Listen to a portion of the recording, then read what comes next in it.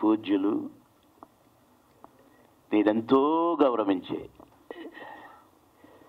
Editor Mohan గారికి, the great director గారు ముత్యాల సుబ్బయ్య గారికి, నా సోదరులు ఇప్పుడే వెళ్ళిపోయారు మ్యూజిక్ డైరెక్టర్ కోటి గారికి, వేదిక మీద ఆశీనులైన అందరికీ పేరు పేరున, విచ్చేసిన వారందరికీ పేరు పేరున, ప్రెస్ మీడియా సోదరులకు అందరికీ పేరు పేరున నా నమస్కారాలు. ఎడిటర్ మోహన్ గారు వారి గురించి చెప్పాలంటే టైం ఏమో సరిపోదు. ఎందుకంటే ఒక సినిమా గురించి చెప్పడానికే సరిపోదు. నేను నటించిన అన్ని సినిమాల గురించి చెప్పాలి. అంటే ఆ చెప్పే విషయంలో అసలు ఏదో ఆషామాషాగా చెప్పేటివి కావు. వారు, వారి ప్రతిభ, వారి ఆలోచన విధానం ఎంత గొప్పదో నాకెందుకో నేను బాగా క్షుణ్ణంగా అర్థం చేసుకున్నానా అని అన్నట్టుగా అనిపిస్తుందండి నాకు. లేదా వారి ఆఫీస్ కూడా వెళ్ళాను. ఎంత గొప్ప ప్రొడ్యూసర్ గారంటే, ఎడిటర్ గారు సంగతి తర్వాత చెప్తాను, ఇప్పుడు ప్రొడ్యూసర్ గారి సంగతి చెప్తాం. ముందు కథ అప్పుడే ఇది తీయాలి అనుకున్నారు అంటే అది హిట్టే. ఇందాక అన్నారు ప్రొడ్యూసర్ గారు నా సినిమాలన్నీ హిట్టే అని. కథని ఎలా మలచాలి, ఇప్పుడు మావగారి సినిమా ఉంది, తమిళ్లో ఒక హిట్ అయిన సినిమే, కానీ వారు తీసుకున్న శ్రద్ధ, వారు దాన్ని తయారు చేసుకున్న తీరు, దీన్ని ఇంకా పెద్ద హిట్ కొట్టాలని వారు వేసిన ప్లాను అమోఘం అంటే అమోఘం. ఆఫ్టర్ ఆల్ బాబు మోహన్ అంటే క్యారెక్టర్లుగా కూడా, క్యారెక్టర్ ఫిట్నెస్గా కూడా ఎలా ఉండాలో వారికి తోచినంత, వారికి తెలిసినంత గురి నేను ఎవరికి తెలియదేమో అనుకుంటుంటా. ఎందుకంటే నేను చాలామంది ప్రొడ్యూసర్స్తో యాక్ట్ చేశాను. తెలుగు, తమిళ్, కన్నడ, హిందీ అన్ని భాషల్లో కూడా చేశాను. నా అదృష్టం. కానీ వేళ్ల మీద లెక్క పెట్టే ప్రొడ్యూసర్స్నే నేను చెప్పగలుగుతాను. అంటే ఈ కోవకు చెందిన వాళ్ళు, వారు క్యారెక్టర్ల హీరో దగ్గర నుంచి, కమెడియన్ల దగ్గర నుంచి ఈ క్యారెక్టర్కు ఇతనే కరెక్టు అనుకుంటే అతన్ని వదలండి. డేట్లు కుదరకపోయినా వదలడు. సినిమా స్టార్ట్ కాకపోయినా పర్వాలేదు, కానీ ఆ ఆర్టిస్ట్ కావాల్సిందే అనుకుంటారు, ఆ హీరో కావాల్సిందే అనుకుంటారు. వారి సక్సెస్కి కారణాలు ఎన్నో ఉన్నాయి, ఇట్లాంటివి ఎన్నో ఉన్నాయండి. నా డేట్లు కుదరలేదు మావగారి సినిమాకి. 30 రోజులు కావాలన్నారు. అప్పుడు రోజుకు 6 షూటింగ్లు చేస్తున్నాను, 6 షిఫ్ట్లు పనిచేస్తున్నాను. అక్కడికి నేను చాలాసార్లు రిక్వెస్ట్ చేసుకున్నాను ఆఫీస్కి వెళ్ళి, సార్ ఈ ఒక్కసారికి నన్ను వదిలేయండి సార్, ప్లీజ్ సార్, నాకు అస్సలు కుదరట్లేదు సార్ అంటే 30 నుంచి 25కి వచ్చారు, 25 నుంచి 20కి వచ్చారు, 20 నుంచి 15కి వచ్చారు.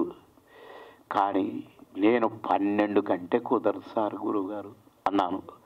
అంటే నాకు రిక్వెస్ట్ చేయడానికి కాకుండా ఏడుపు వచ్చేంత పని అవుతుంది. లేదు, నువ్వే కావాలి, నువ్వే చేయాలి ఆ క్యారెక్టర్. అరే సార్ ఏంటి ఇట్లా పట్టుబడతారు అనుకున్నాను. 3 సార్లు ప్రివ్యూ వేశారు. నేను 3 సార్లు చూడటానికి కుదరలేదు. నా మీద చాలా కోపం వచ్చింది సార్కి, ప్రొడ్యూసర్ గారికి.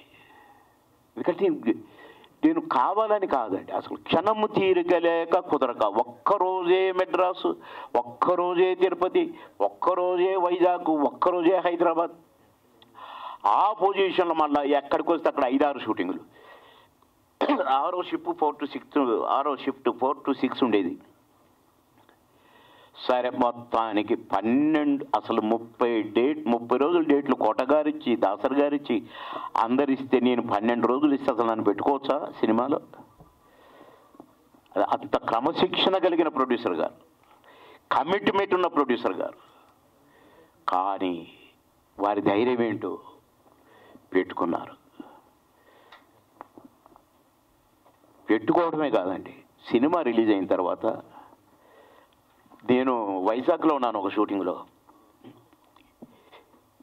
నేను 2-3 గంటలు ఏదో నాకు కొద్దిగా రెస్ట్ ఇస్తే అమ్మ 3 గంటలు పండుకుందామని వచ్చాను.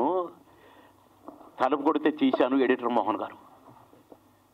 గుండె చల్లు మనది నాకు. అమ్మ నన్ను తిట్టడానికి వచ్చారు, డేట్ల కాడ కిరికిరి చేశాను, నేను డేట్లు తొందరగా ఇవ్వలేదు, 3 months దాకా నేను డేట్లు ఇవ్వలేకపోయాను అని అనుకుంటే వచ్చి కూర్చున్నారు. కూర్చొని బాబుమోహన్ గారు చాలా బాగా చేశారు అన్నారండి. అసలు అది చెప్పడానికి వైజాగ్ రావాలా? ఎడిటర్ మోహన్ గారు, గ్రేట్ ప్రొడ్యూసర్ గారు అదే ఒక ప్రశంస నాకు. ఎట్లంటే, నువ్వు సినిమా చూడండి మంచిదైంది, నేను బాగా కోపం వచ్చింది నాకు నీ మీద, అందరూ చూశారు కానీ నువ్వు న్యాచురల్గా చేసినట్టుంది అని చెప్పినా నిన్ను మెచ్చుకున్నారు. అది ప్రొడ్యూసర్ అంటే.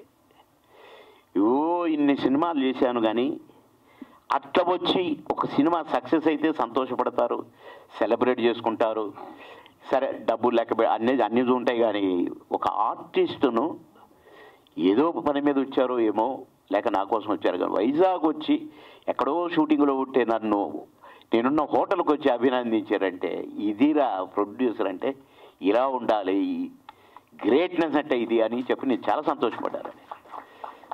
అలా చాలా ఉన్నాయి వారి గురించి చెప్పడానికి. కెమెరా పక్కన కూర్చుంటాడండి, డైరెక్టర్ గారు పక్కన ఉంటాడండి, కళ్ళు మాత్రం ఆర్టిస్ట్ మీద ఉంటాయండి. అంటే ఆయన ఏం చేస్తున్నాడు, డైలాగ్ ఎట్లా చెప్తున్నాడు, ఎటు చూస్తున్నాడు, అన్నీ మామూలు అబ్జర్వేషన్ ఉండదండి. 1000 భూతద్దాలు చూస్తుంటాయి. ఆ 1000 భూతద్దాలు చూసేది నటనే కావచ్చునేమో కానీ ఎడిటింగ్ అయిపోతుంటుందండి మైండ్లో. ఎడిటింగ్, ఈ షాట్ ఇక్కడ కరెక్ట్, బాగా ఇది ఇక్కడ, దీన్ని ఇది సటి పెడితే ఇదే జరుగుతుంటుందండి. సినిమా అయిపోయేసరికి ఎడిటింగ్ అయిపోద్దండి. నెగిటివ్ లాగానే ఉంటుంది కానీ ఎడిటర్ మోహన్ గారి దృష్టిలో సినిమా అయిపోయింది, ఎడిటింగ్ అయిపోయింది, ఆ రీరిక్కడ ఇంకెప్పుడు పోదాం అనే రేంజ్లో ఉంటారండి. ఇది నేను వారిలో గమనించిన గొప్పతనాలు. వారన్ని హిట్లు కొట్టారంటే మాలాంటి వాళ్ళకు మంచి మంచి క్యారెక్టర్లు ఇచ్చి నంది అవార్డులు ఇప్పించారంటే వారి ప్రతిభ, వారి ఆలోచన విధానం, వారి సిన్సియారిటీ, పనే దైవం అంటారు కదా, ఆ దైవంగా పనిని స్వీకరించారు కనుకనే వారు చేయగలిగారండి. ఇట్లా సినిమాకు 1 గంట మాట్లాడితే కూడా సరిపోదు వారి గురించి కనుక వారు అందుకే ఎడిటర్ మోహన్ గారు అయ్యారు. ఎడిటింగ్లో వారిని మించిన వారు అసలు నేను అప్పుడప్పుడు గమనిస్తా, చిన్నగా చూస్తా, అట్లా ఎడిటింగ్ జరుగుతుంది అనుకొని నవ్వుకుంటా. అంటే నాకు ఇష్టము సార్ అక్కడ కూర్చొని చూస్తూ ఆ షూటింగ్ చేస్తుంటే నేను బాగా సంతోషపడేవాడిని. అయితే ఇది ఎందుకు చెప్పానంటే వారేంటనేది అది చెప్పాను. ఇక హిట్లర్ మామగారి క్యారెక్టర్కు, బావబామ్మర్ది క్యారెక్టర్కు ఈ హిట్లర్ క్యారెక్టర్కు సంబంధం ఉండదండి అస్సలు. అదే కాదు, శుభమస్త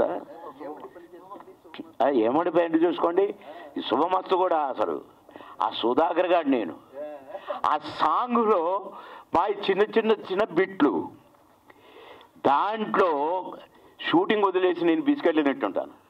అసలు ఎలాంటి క్యారెక్టర్స్ వేయించారు నాతో, ఒక్కొక్క సినిమాలో ఒక్కొక్క రకమైన క్యారెక్టర్. ఇక హిట్లర్లో కూడా నేను కమెడియన్ కాదు,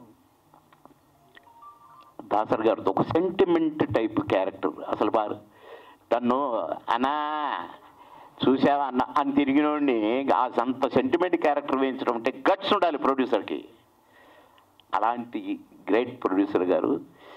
నాకు ఈ హిట్లరు సెకండ్ రిలీజ్ అంటున్నారు కానీ నాకు అట్లా అనిపించట్లేదండి. ఎందుకంటే నేను వారం రోజుల నుంచి వారి ఫోన్ కాల్స్ వింటున్నాను.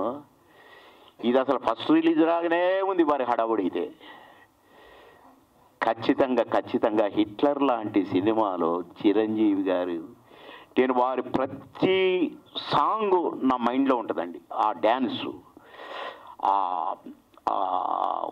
కట్స్, ఆ కసి, ఆ చూపు, చిరన్నను మించిన వారు లేరని నేను ఫీల్ అవుతూ ఉంటాను. అన్ని పాటలు అసలు ఒకటి అర కాదండి, కానీ హిట్లర్లో 2 పాటలు అన్ని పాటలను బీట్ చేస్తే అనిపిస్తుందండి.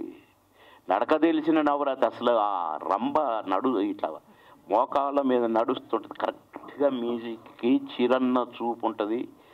అసలు అది అలా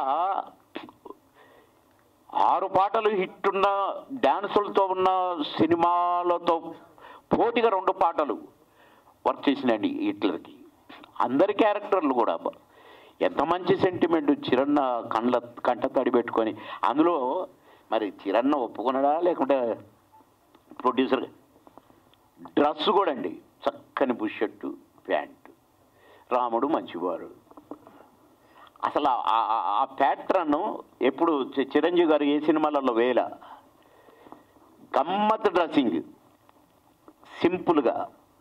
కానీ ఇక అసలు చిరణ్ అంటే చిరణ్ అనుకోండి. అట్లా ఈ హిట్లర్ పిక్చర్ ఖచ్చితంగా నూతన సంవత్సరంలో రిలీజ్ అవుతుంది. మళ్ళీ డెఫినెట్గా విజయ దుందుబి మోగుతుంది. ఎందుకంటే ఈ మధ్య కాలంలో చిరన్న కథ బయటికి రాలే, ఇంత ఊపు సినిమా రాలే.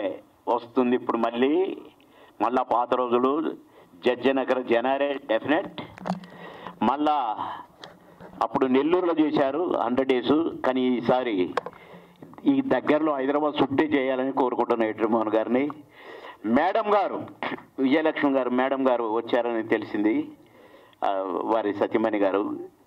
అస్సలు ఈ ఎడిటర్ మోహన్ గారు ఇంత పట్టుదలతో పనిచేయటానికి కానీ మొత్తం వెనకాల నాకు ఆ మేడమే అనిపిస్తుందండి. ఎందుకంటే